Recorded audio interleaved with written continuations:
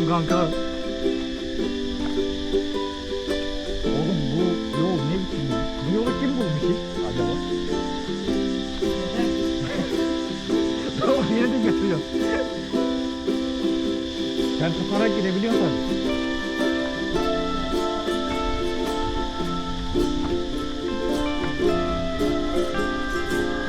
Vallahi geldik galiba.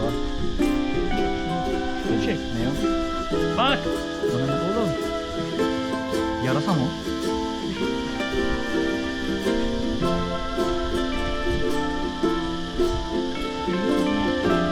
Evet arkadaşlar, Firidun işe gelmeyin. Vallahi. Yolu görüyorsunuz. Az kaldı az.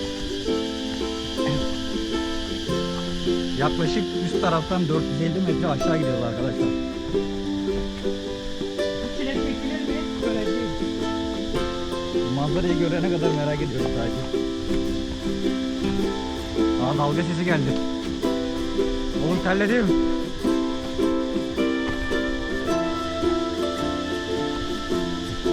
Terliğim yırtılacak. Oğlum burada kabileler mi kalıyor lan? Bu ne? Hangi kabile kalıyor acaba burada? Yara yedi kaldı. Oğlum kokonatlara bak. Bana ver. Oğlum yoldan toplasak karnımız doyarmış ha.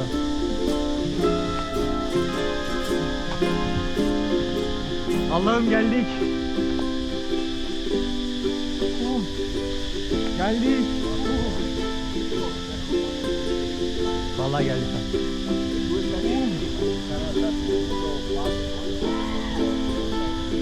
Ya dedim sana şey alalım diye almadım. Ne?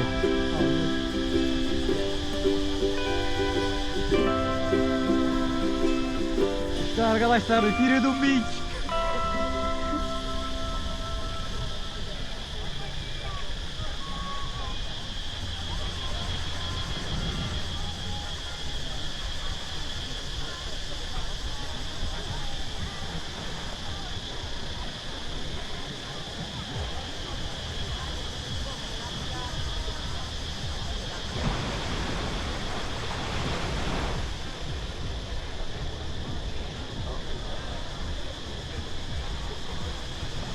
Bir sonraki videoda görüşmek üzere arkadaşlar. Kendinize iyi bakın. Çalmayın.